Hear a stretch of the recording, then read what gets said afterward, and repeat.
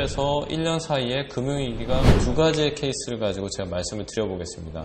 꾸준하게 성장할 수 있는 방법, 바로 이 솔루션에 대해서 제가 오늘 말씀드리려고 합니다. 금융위기가 오더라도 당신의 자산 가치가 떨어지지 않는다면 당신은 위너가 될 수 있습니다. 당신의 자산 가치가 떨어지지 않는 노하우 궁금하지 않으신가요? 궁금하시면 계속 봐주세요.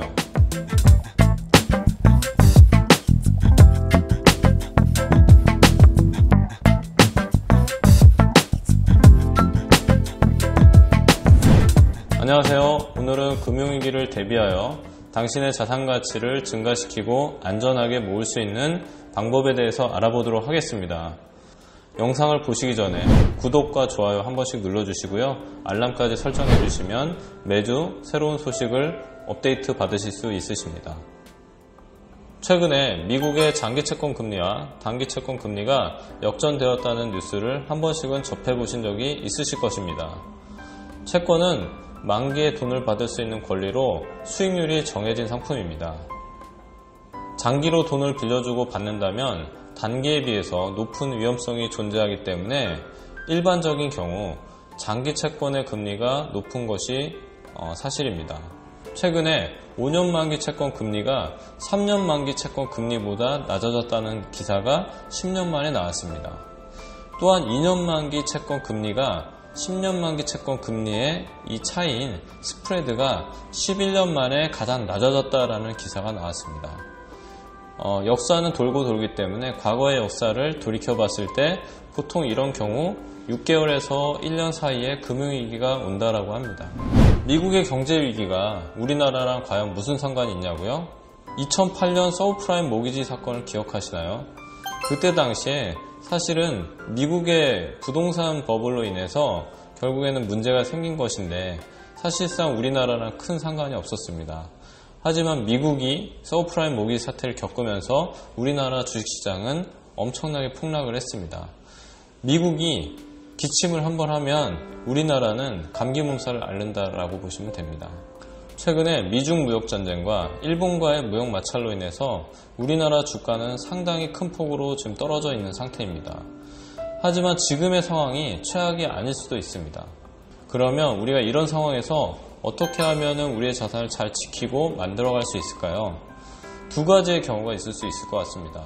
이미 어느 정도 목돈을 모아서 내가 이 목돈을 운용해야 되시는 분들과 또한 지금까지는 돈을 안 모으셨지만 매달 일정하게는 돈을 모을 수 있는 사람, 이렇게 두 가지의 케이스가 있을 것 같은데 이 두 가지의 케이스를 가지고 제가 말씀을 드려보겠습니다. 예를 들어서 직장인의 경우 매월 100만원씩 꾸준히 저축할 수 있는 상황이라면 저는 적립식 펀드 포트폴리오를 추천을 드립니다. 중이용 중수익으로 4개에서 6개 정도의 펀드 포트폴리오를 구성을 하신다면 꾸준하게 2년에서 3년 뒤에 어느 정도 성과와 수익률을 얻을 수 있을 것이라고 생각합니다. 추후에 제가 펀드 포트폴리오에 대해서는 다시 한번 영상을 다루는 시간을 갖도록 하겠습니다.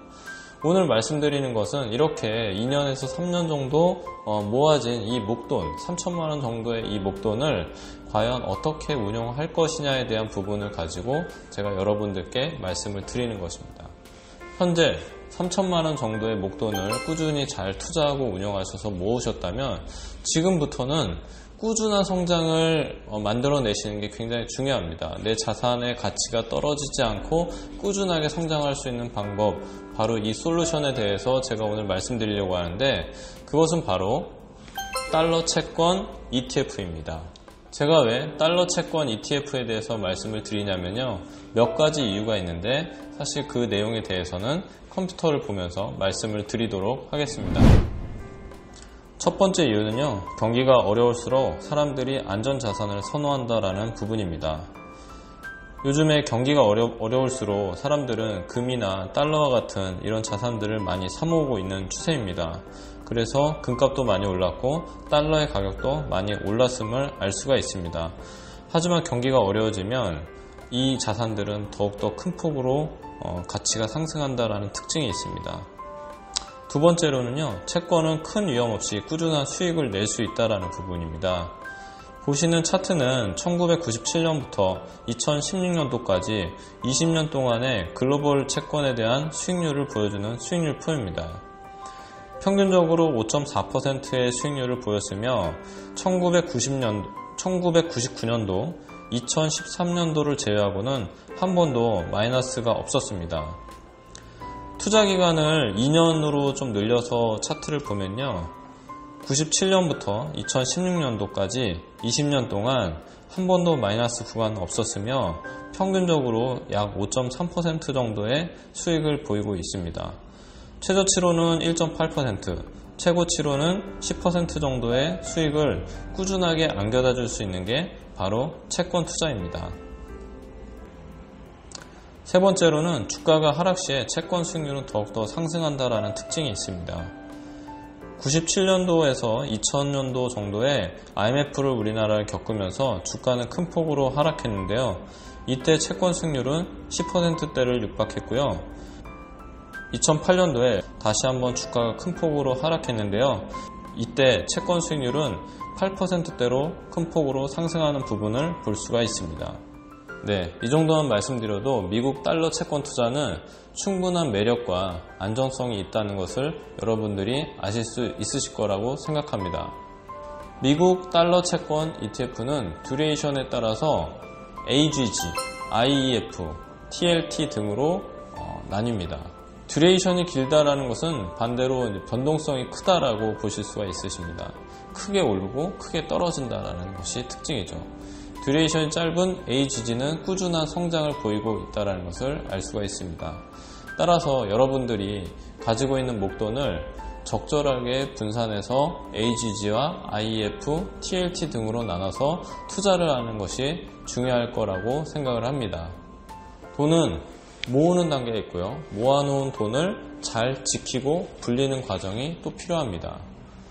모으는 단계에서 어느 정도의 과감한 베팅과 수익률을 추구하시는 것은 맞지만 이미 모아져 있는 이 목돈에 대해서는 과감한 베팅, 수익률을 추구하시기보다는 잃지 않고 잘 지키는 것이 무엇보다 중요하다고 저는 생각을 합니다.